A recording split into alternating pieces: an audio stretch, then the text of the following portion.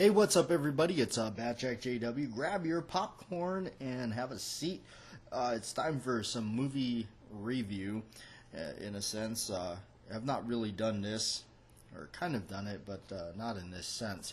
So, spoiler alert, if you have not seen the movie and you're thinking about watching it, there will be spoilers in this. Alright, let's get started here. This is actually, so this is a newer movie that came out. I was very excited to to watch this.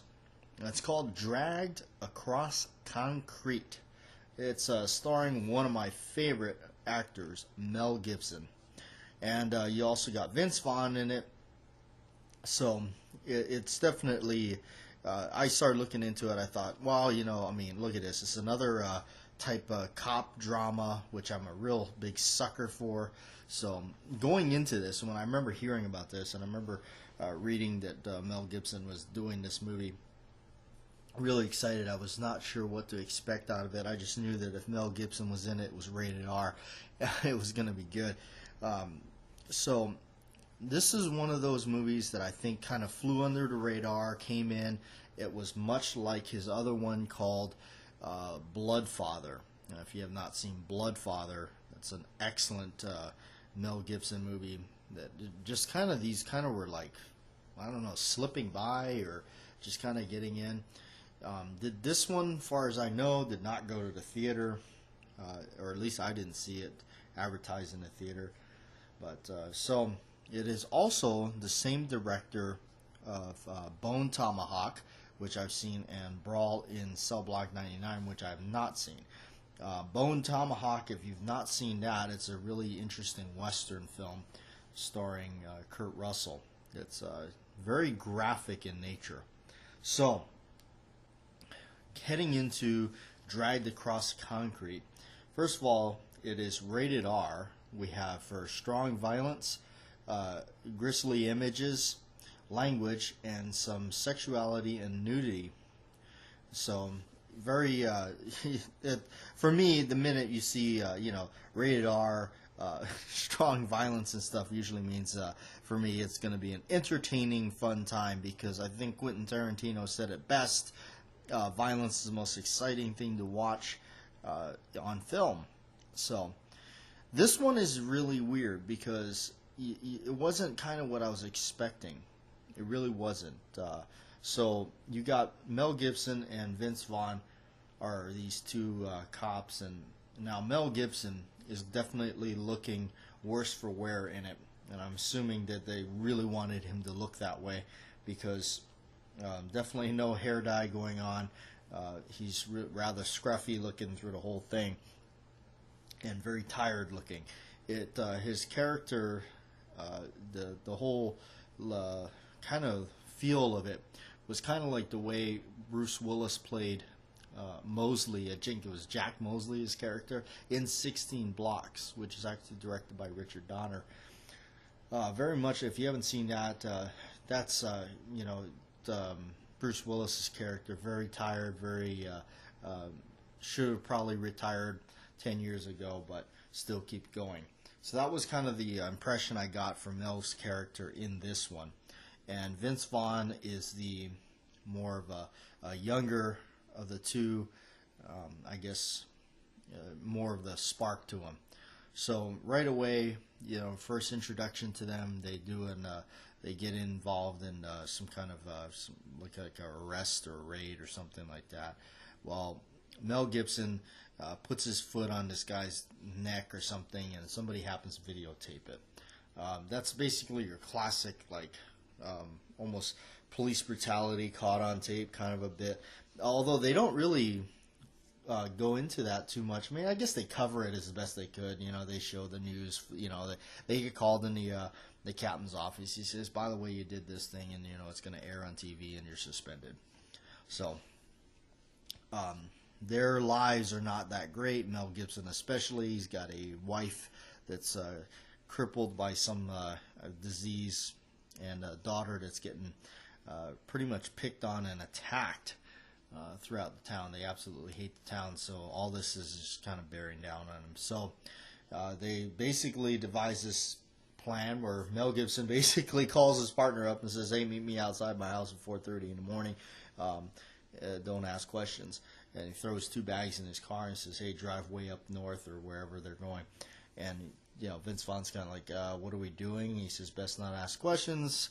They finally get there, and basically they are gonna pull this heist. They're gonna try to take over this heist. Now, how the heck they knew all this was gonna go down, really don't know. So it was kind of like this drawn out movie. It was really like just on and on and on and on.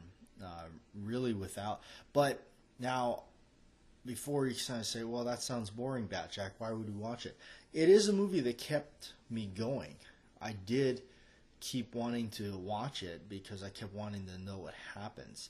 As the further and further the movie goes, you just know that whatever is going to happen, it's not going to be the outcome that we want. Now, the other interesting thing was Jennifer Carpenter is in this. Now, to me, she is no slouch of an actress. She's in a lot of good movies. Quarantine, The Exorcism of Emily Rose, just to name a couple that I've seen that I really like. She's got one of those very distinctive faces, and she does a heck of a job playing this character. And she's like, it doesn't explain her character whatsoever, other than you just kind of get the gist of it. She's like trying to get on this bus, doesn't get on. She's all dressed up, very nice, very elegant, and she goes back to her place, and apparently she doesn't want to go back to work. And her husband's making her, telling her she needs to. They're obviously a struggling couple trying to raise their child.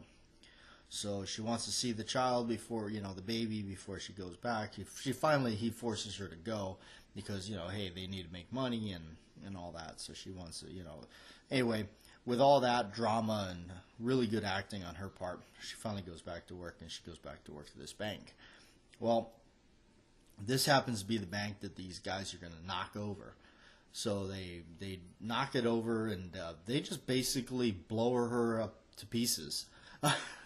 I mean, not to drag it out or go on and on and on about the storyline of the movie, but basically she gets her hand blown off and her face shot off, which was kind of like, okay, what a thing to do to kind of a known actress. That was kind of interesting.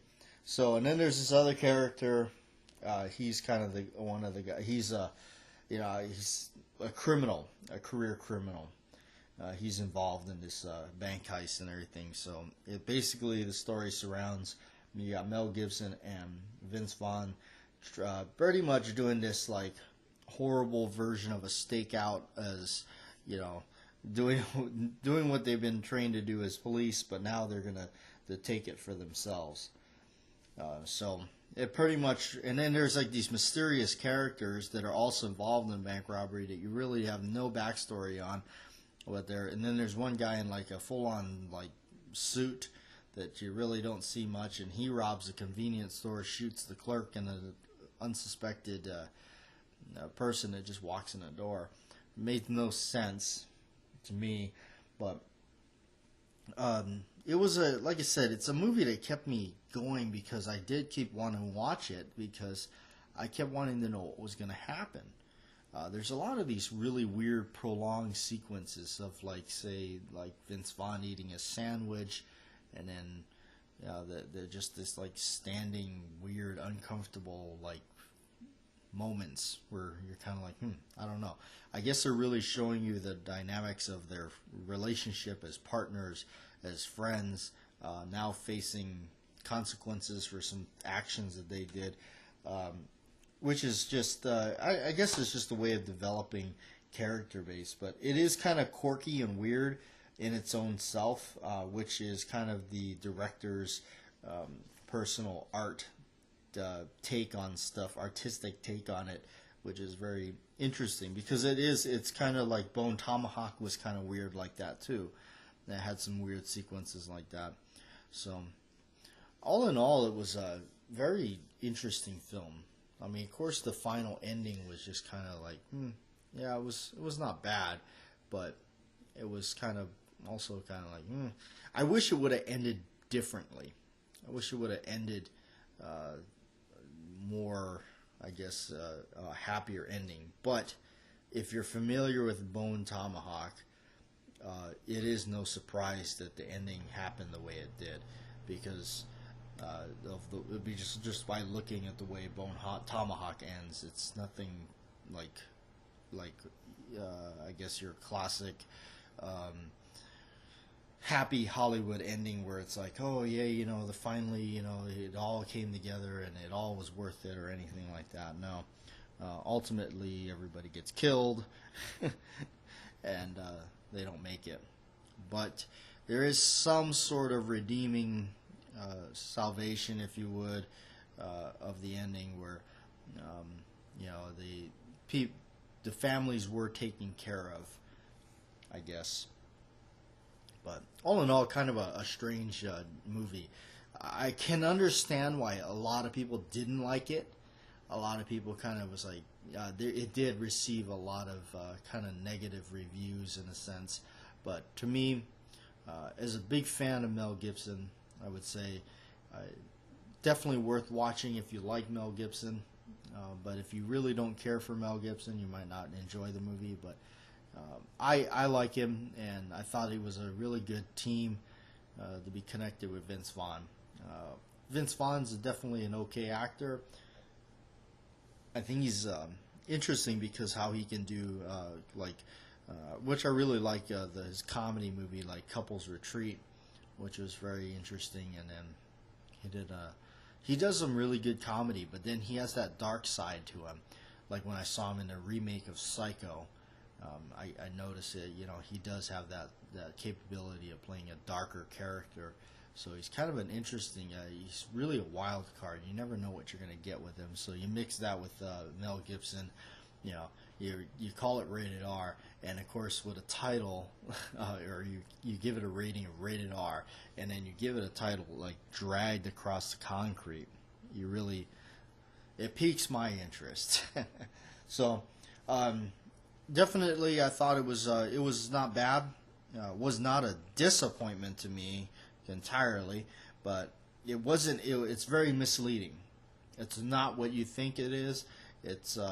It really is just you're expecting like this really insane, brutal type police movie, cop movie, if you would, like End of Watch or something like that. But it's not. It's its own weird story of struggling people and doing things that are completely like, why would you ever do that? But desperate times, desperate measures, I guess.